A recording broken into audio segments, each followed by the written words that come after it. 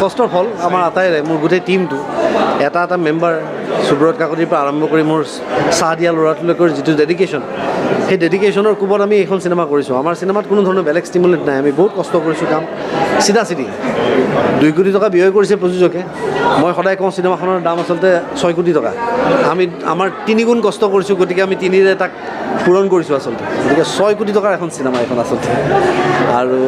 মোৰ টিমটোৱে বিৰাট ভাল কাম কৰিছে মোক তেওঁলোকে ভাল পাই কাৰণে আজি এনেকৈ পৰ্ট্ৰে কৰিছে যেন মোক অতি মানৱ যেন লগা হৈছে গতিকে তেওঁলোকে কৰিছে কাম আৰু অনুৰাধা কৰ্তৃপক্ষই জনোৱা মতে প্ৰিমিয়াৰ শ্ব'ত ইমান ভিৰ কেতিয়াও হোৱা নাছিলে য'ত মানুহে বহিবলৈ জেগা নাই আজি মই ৰিণিকী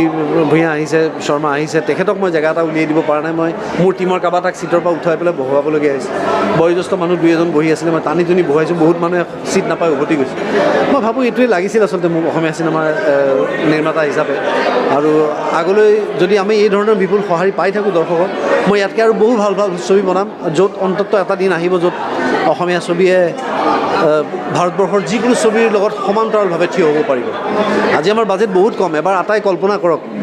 যে 2 কোটি টকা যদি আমি ৰাজামৌলীক দিওঁ ৰাজামৌলীয়ে কি কৰিব আৰু মোক যদি 600 কোটি টকা দিয়ে মই কি কৰিম এতিয়া আপোনালোকে কল্পনা কৰক ছবিখন চোৱাৰ পাছত বিতৰ্ক যিটো আহিছে গতিকে ছবিখনৰ কেতিয়াৰ পৰা স্ক্ৰিনিং হ'ব বা কেতিয়াৰ পৰা কাইলৈৰ পৰাই হ'ব আৰু যদি কাইলৈৰ পৰা নহয় তেওঁলোক ডিফেমেশ্যন কেছ হ'ব তেওঁলোকৰ ওপৰত ক্ৰিমিনেল কেছ কৰিম আমি তেওঁলোকৰ পৰা কম্পেনচেশ্যন ডিমাণ্ড কৰিম লোকচানৰ কম্পেনচেশ্যন ডিমাণ্ড কৰিম কাৰণ তেওঁলোকৰ এণ্টায়াৰ কথাটোৱে বেচলেছ প্ৰথম কথা আপোনালোকৰ জ্ঞাতাৰ্থে মই জনাই থওঁ যে মোৰ চিনেমাৰ স্ক্ৰিপ্টৰ কপিৰাইট মই এতিয়ালৈকে আমাৰ প্ৰযোজকে দিয়া নাই মোৰ হাতত আছে কপিৰাইট মোৰ লগত আছে আৰু মই কপিৰাইটটো নিজৰ ওপৰত ৰাখিবলৈ এটা প্ৰুফ ৰাখিবলৈ মই নিজে স্ক্ৰিপ্টখন ভালকৈ পেক কৰি ৰেজিষ্টাৰ্ড পষ্টত মই নিজকে নিজে পষ্ট কৰিছোঁ সেইটো পেকেট মই খোলাই নাই চিল ভাঙাই নাই তাৰ ওপৰত পষ্টৰ ষ্টাম্প আছে কিমান তাৰিখ গতিকে কপিৰাইট ফুল্লি মোৰ হাতত আছে এইবিলাক একেবাৰে বেচলেছ কথা আৰু এটা কথা ভাবি চাওক বাৰে বাৰে আটাইকে মই কৈছোঁ যে যদি তেওঁলোক জেনুইন মানুহ হ'ল হয় তেতিয়াহ'লে তেওঁলোকে আমাৰ লগত এবাৰ কথা পাতিলে হয় মোৰ ছবি ৰিলিজ হোৱাৰ 2 ঘণ্টাৰ আগত কোৰ্টৰ নটিচ এখন উলিয়াই দিছে মানে কি তেওঁলোকে হুলস্থুল এটা লগাব বিচাৰিছে কেনা লগাব বিচাৰিছে তেওঁলোকে মীমাংসালৈ আহিব বিচৰাই নাই যদি মীমাংসা কৰিবলৈ কিবা থাকি লয় তেতিয়াই আহিব তেওঁলোকে আৰু যদি এনেকুৱা এটা ঘটনা হয়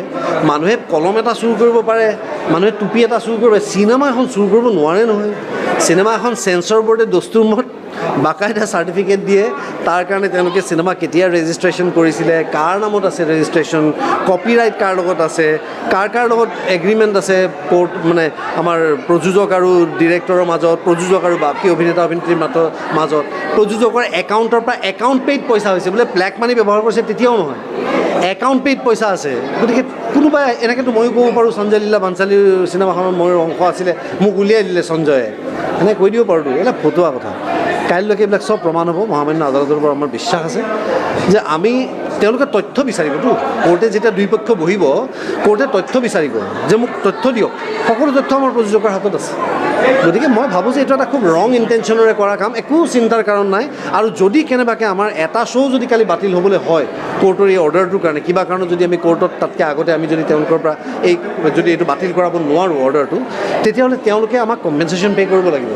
গতিকে এইটো অকল ডিফেমেশ্যন কেছ নহয় এইটো ক্ৰিমিনেল কেছ হ'ব তেওঁলোকৰ ওপৰত